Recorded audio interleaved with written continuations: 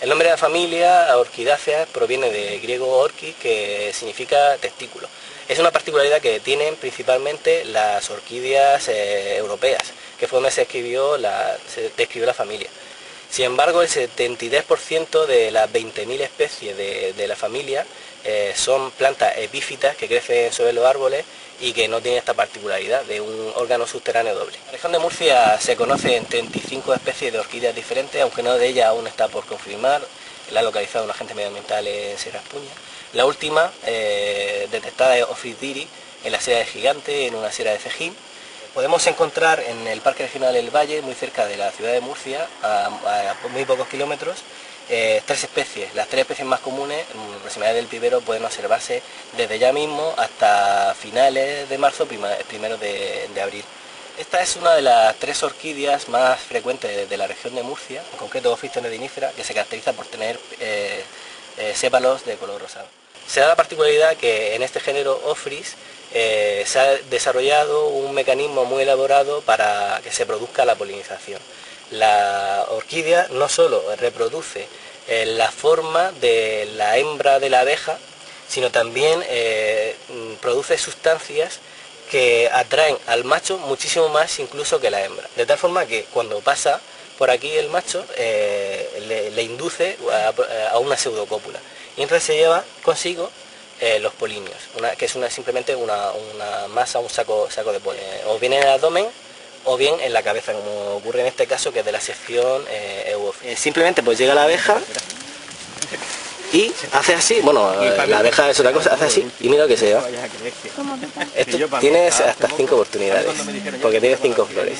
A pesar de que algunas de las especies, en concreto por ejemplo esta, no son plantas raras que pueden encontrarse en los montes de Murcia fácilmente, simplemente buscando entre los matorrales, la mayoría de la gente piensa que son plantas de flores grandes, colores muy vistosos, pero esas son las orquídeas que vemos en las floristerías y que suelen ser de géneros, cultivaridades ornamentales, que son más próximas a las especies tropicales que realmente a las especies mediterráneas. En concreto este género Ophrys es principalmente mediterráneo y donde se encuentra el mayor número de especies del género, aunque hay alguna que llega hasta algún país escandinavo.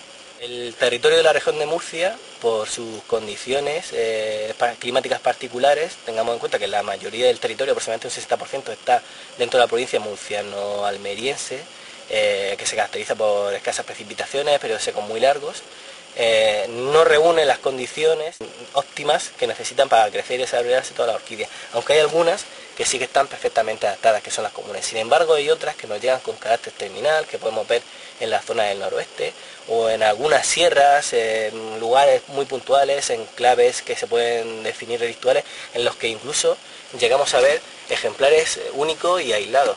El caso, por ejemplo, de Himantoloso unircino, una planta también muy grande, como Vallia robertiana, que además es una planta muy longeva, que se puede leer en bibliografía que solo florece una vez en su vida, pues solo se conoce en los alrededores de Sierra Espuña, curiosamente por escasos metros, de 25 o 50 metros fuera del parque y del dique.